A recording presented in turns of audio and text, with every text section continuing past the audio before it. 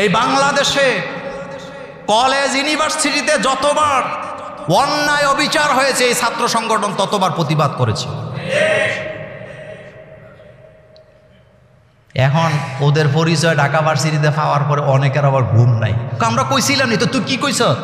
তুই তো গাঁজা খাওয়াই না দলের মধ্যে ছিলি।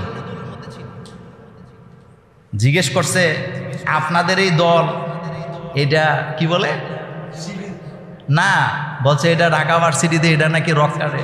তো সে কি বলছে? হ্যাঁ দেখছেন, বলছে আপনারা গুগলে সার্চ দেন কার নাম আসে। তার মানে বোঝা গেল গুগলে সব পাওয়া যায়, যায় কি না? যাক, ওইটা বিষয়টা শোনেন, আমি বলি ছাত্র শিবির এমন একটা সংগঠন যাদের সংগঠনের নীতিমালায় আছে তাহাজ্জুদ বাধ্যতামূলক, 5 ওয়াক্ত নামাজ জামাতের সাথে বাধ্যতামূলক, লেখাপড়ায় পাঠ্যসূচি বাধ্যতামূলক 6 ঘন্টা লেখাপড়া। সবচেয়ে বড় যেই জিনিসটা, এই সংগঠনের কোনো ছেলেরা মেয়েদেরকে প্রাইভেট পড়াইতে পারে না, নিষেধ। কথা বুঝেন নাই? কি নিষেধ? আর রেজাল্ট ভালো হবে না খারাপ হবে? আর কিছু বললাম না, তবে আমি কিন্তু দলকে প্রমোট করি না। আপনারা জানতে চাইছেন, আমি শুধু ব্যাখ্যা দিছি, নাকি আর কিছু বলছি? আমি কোনো বিরুদ্ধে কিছু বলছি যে অমুকটা খারাপ তমুকটা ভালো? যারা দেখছেন, যাদের ছেলে এই জায়গায় গেছে, আপনি কিন্তু নিশ্চিত ঘুমান যে আমার পুত যাই করুক অন্তত মাইয়া ফ্রেন্ডে ডিস্টার্ব করবেন, অন্তত বিড়ি সিগারেট। আমি আপনাকে বলি, গত 16 বছরে আমি মোল্লা নাজিম আপনাকে চ্যালেঞ্জ করলাম, গত 16 বছরে গোয়েন্দা বিভাগ, পুলিশ বিভাগ, NSI যত সদস্য আছে, একটা শিবিরের ছেলে একটা সিগারেট খেয়েছে একটা প্রমাণ দিতে পারে নাই। ভবিষ্যতে পারবে? ভবিষ্যতে পারবে?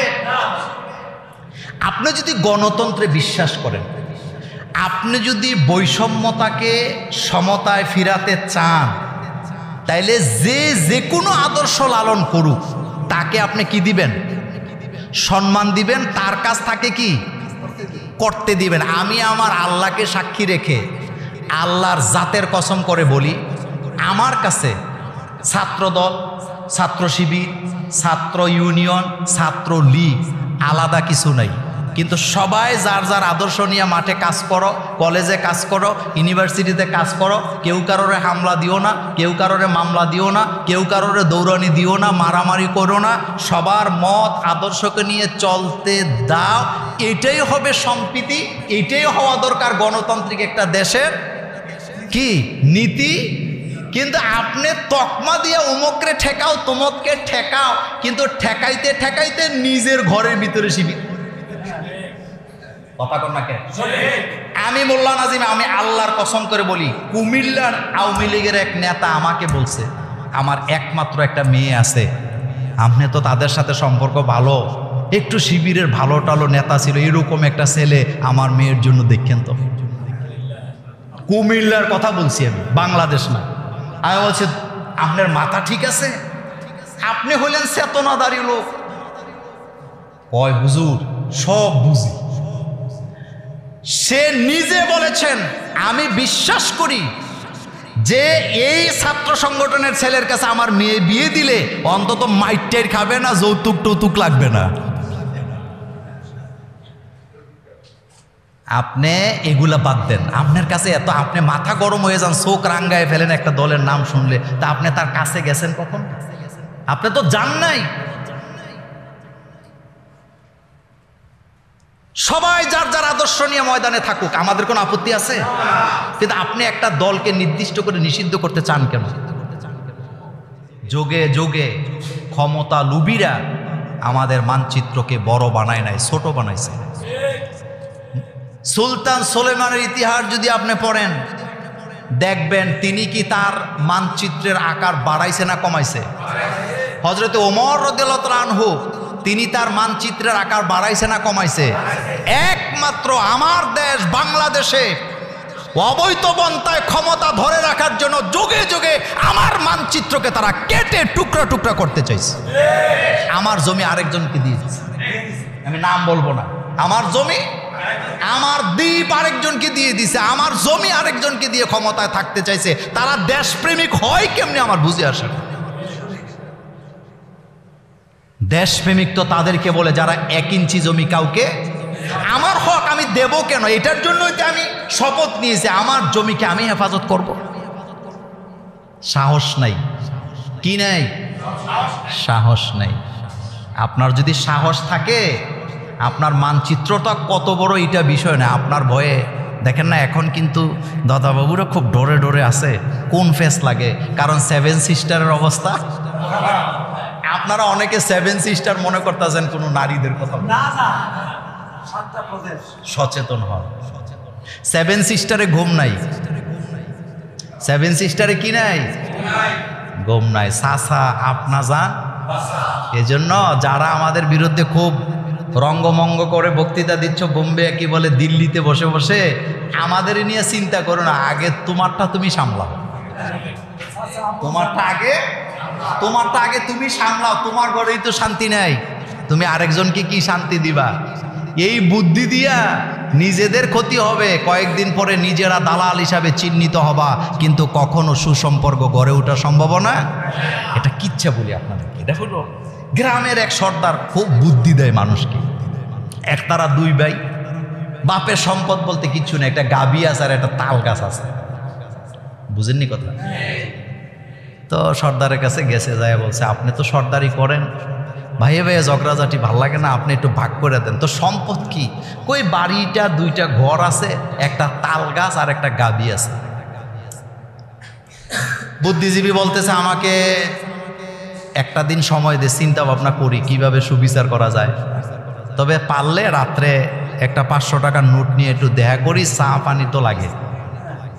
বিচার করতে পান কি লাগে? চা পান লাগে না? ঠিক আছে, 500 টাকার নোট একটা দিয়ে আইছে।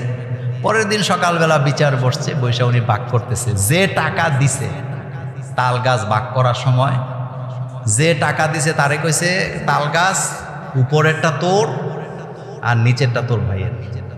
আমি সুবিচার করব, আমি ন্যায় বিচার ছাড়া কিছু করি না। তো তাল গাছের আগা নিছস তুই, পাশা নিচে তোর ভাই। সুবিচার করতে হইলে গাবি ভাগ করে দিলাম, এবার গাবির পাশা নিবি তুই, আগা নিবে তোর ভাই। কথা বুঝেন নাই? ভাগ করছে না বাস দিছে? এখন তাল গাছের আগায় তাল ধরে, গোড়ায় পানি ঢালে ভাই, তাল খায় আরেকজন। গাভীর মুখে ঘাস দেয় একজন, দুধ খায় আরেকজন। তো হের বউ বলতেছে একদিন, তুমি যে কি বোকা, তোমার তো বাঘ দেয় নাই, বাস দিছে। থাপড়ায় দাঁত ফালাই দেন, বেশি কথা কস। মাঝে মাঝে বউর কথা শুনবেন, যদি সৎ কথা হয়। সব কথা শোনার দরকার নেই। এখানে বউ কিন্তু ভালোই বলতেছে নাকি? আসলে ভালো বলতেছে না? কই বাঘ তো হয় নাই। কয় বেশি কথা কস, ভাইয়ে ভাইয়ে শত্রু হওয়া দরকার নেই, যা আছে তাই আলহামদুলিল্লাহ। তো আচ্ছা তুমি আমার কথা শোনা লাগবে না, একটা কাজ করো। কয় কি? আচ্ছা তাল গাছের গোড়া কার? কয় আমার। কয় তোমার পানি টানি দেওয়ার দরকার নেই, তুমি ঘরে থাকো, এ তোমার ভাগ, তোমার এত টেনশন কি? গাভীর মাথা কার? কয় আমার। আজকে থেকে তোমার ঘাস কাটা বন্ধ, তুমি ঘাস টাস কাটবা না, এই রোদের মধ্যে তুমি যাও। আহারে আমার কলিজা ছিঁড়ে যায়, তুমি যাও না, বপ থাকো। 2 দিন যখন গাভীরে আর ঘাস দেয় নাই, এখন দুধ আর আছে? কথা কর না, বাইরে যায় বলতেছে কি রে গাভীরে ঘাস দেস না কেন? হেতে তো বুঝা ফলাইছে। কয় ভাই তোমার ফাঁসা লইয়া তুমি তাহ, আমি আমার মাথা লইয়া আছি। সর্দারের কাছে গেছে, যায় কয় কি বুদ্ধি দিছেন? হেতে তো ঘাস খাওয়া বন্ধ করে দিছে। কয় মা ফসায় দোয়া ফসায় যা যাইয়া মিল্লা মিল্লা খা, আমার কাছে আর আইস না, বুদ্ধি টুদ্ধি আমার কাছে নেই। মিয়া সাহেব, আপনি আমার পার্শ্ববর্তী দেশ, আমার এখানে কে ক্ষমতায় থাকবে কে থাকবে না এটা ঠিক করবে জনগণ। কে? কিন্তু আপনি কোনো নির্দিষ্ট ব্যক্তিকেই চেয়ারে বসানোর জন্য পাগল হয়ে আছেন, মিডিয়াকে লাগাই দিছে, বুঝা গেছে ডালমে কুচ কালায়। নতুবা এমনটা হবে কেন? এমনটা হওয়ার কারণটা কি? এই বাংলাদেশে যতগুলা ফাঁসি দেওয়া হয়েছে সবগুলা পার্শ্ববর্তী দেশের পরামর্শে দেওয়া হয়েছে, অন্য কোনো কারণ ছিল না। অন্য কোনো কারণ ছিল। আপনি মাথাগুলা শেষ করে দিচ্ছেন। কাদের মোল্লার মতো একজন বুদ্ধিজীবী, আপনার তো জানেন না, সারা পৃথিবীর সব দেশ তাকে চিনত। একটা ম্যাগনেট ছিল। কি ছিল? আমি কোনো নির্দিষ্ট দলের কথা বলছি না, আমি একটা মাথার কথা বলতেছি। ওনার স্ত্রী ইডিন কলেজের বিপি ছিল। আপনি কি মনে করেছেন সেই লোকটাকে আপনি শেষ করে দিছেন? মীর কাসেম আলী, এই মাথাটা ছিল একটা ম্যাগনেট। সারা পৃথিবীর অর্থনীতিতে যার অবদান, বাংলাদেশে লক্ষ লক্ষ বেকার ছেলেদের কর্মসংস্থান করেছেন যিনি, এই লোকটাকে পর্যন্ত ভারতের কথায় আপনি শেষ করে দিয়েছেন।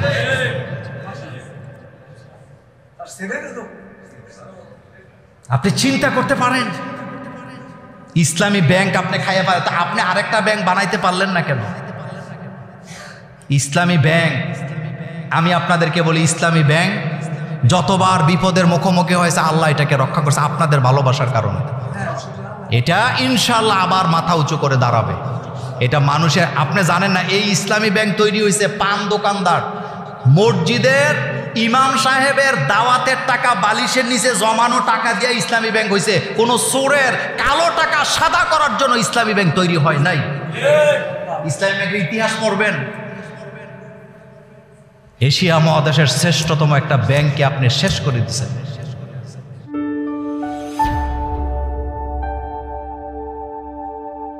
Islamic Tone 24 in charge of the ghetto